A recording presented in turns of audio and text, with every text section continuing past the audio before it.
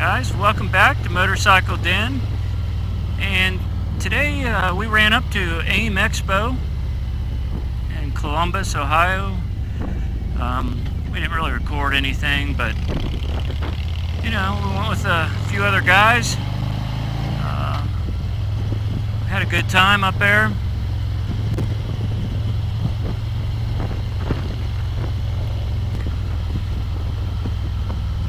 And I will say this road's much better than the one that we came up on.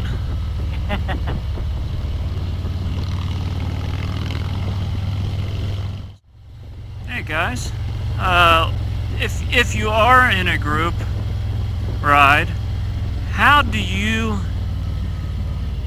think the ride should be handled? You know, and I'm not talking about poker runs and stuff like that. I'm talking about, you know, a group.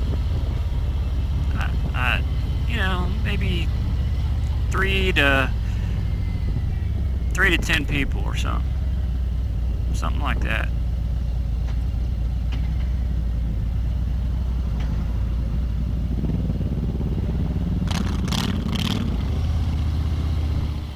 Do you think the route should cater to everyone?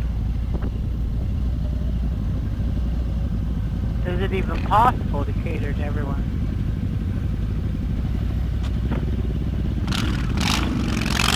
Look at that top tower up there. I don't know. I guess what I'm asking, for instance. So, anyways, for instance, for the third time. I usually plan a route.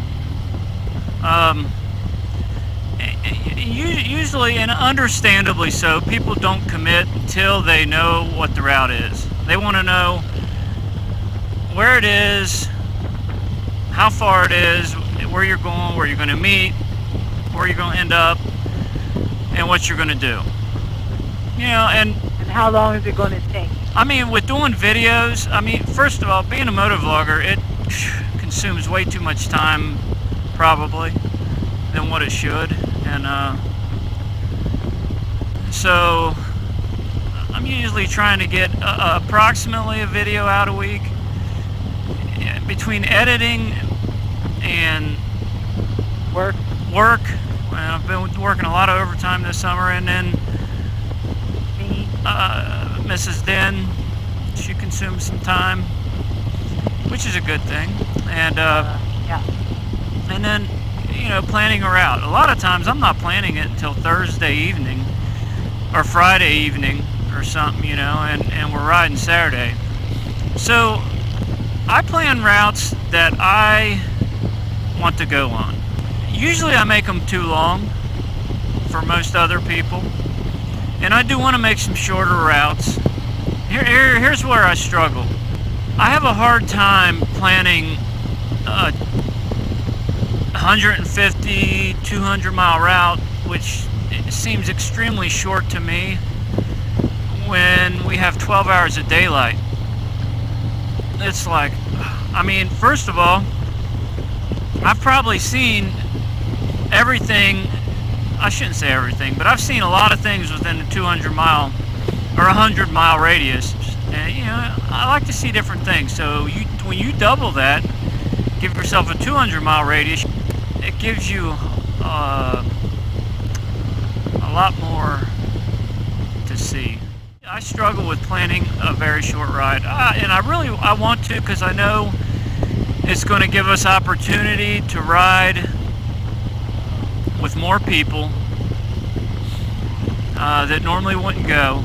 I'm hoping to do that coming up, get some short rides in. Of course, by the time you see this, the day starts getting shorter. Yeah. So by the time you see this video, it'll probably be wintertime, but you know. I'm usually behind on editing videos, but... Well, you've been working, though, 7-hour days. What is your opinion on somebody that doesn't plan the route or somebody that does plan the route? We want to hear from both of you. I mean, what is your opinion on how that should be handled? I guess, and this is kind of selfish, I guess in a way, I'm planning the route. If you want to come, you can come. and we'd love to have you. But if you don't want to, then that's fine too. But I feel bad about it because I know there's a lot of people that would like to do a 200-mile ride, you know. But when they start seeing 330 to 400, they're like, it's a little too much. So. You're just getting started. And, well, you know, I mean, I do like the 400-mile range, give or take 25 miles. 375 to 425 I like. You start talking 450, you're pushing it. And I mean, all depends on the group. You got a big group, and you can do you think you should stop more with a big group?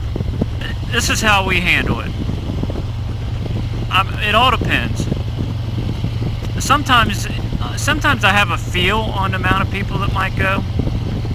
So if I feel like certain people's going to go that I'm unfamiliar with, haven't rode with, or don't know real well, I'll try to plan gas stops because you don't know how far they can go. I mean, you may only have a 100-mile range. So I'll try to plan gas stops, food stops, rest stops, etc. Now, realistically what happens is a lot of times it's like Friday night, I am like, have a general idea where we're going to head, the direction. I'm trying to scrape together a route, and you know, I come up with it by like 9:30. You know, we're getting an early start. I'm tired. You know, so where we're going to stop for gas and eat a lot of times just doesn't happen. I mean, I figure we're just going to wing it, and that's what we do. I mean, a lot of times we're riding with family. I mean, we do have other people that go with us sometimes, and I enjoy it. But I mean, the reality of it is most people don't want to ride either. Maybe they won't ride with us. I don't know. Maybe it don't have nothing to do with how far it is. But I just assume that it's the distance. It might just be me. You're a lovable person, baby. Uh-huh. Person doesn't ride with you. I know how far, pretty much how far everybody in our family can go on a tank. I know certain people need to use the restroom more than others. That'd be me. If those people are along, or people that don't ride a lot, I try to take that into account. Stop a little more often. I mean, I'm very flexible. You're very good about that. And sure. You know, but it's a job.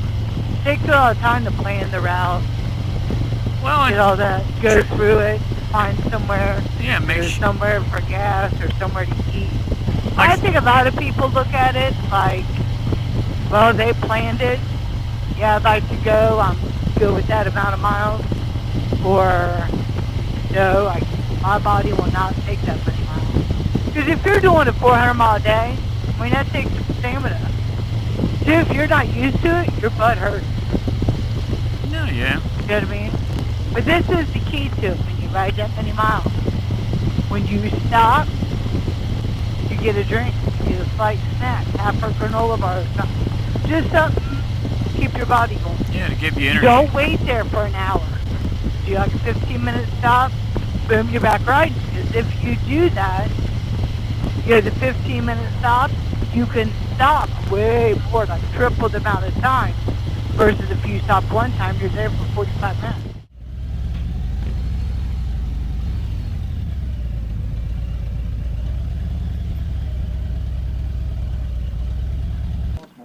To be continued. Okay, guys, and we are back from our short break. Group rides. Okay, what type of stops do you plan for, or do you think should be planned?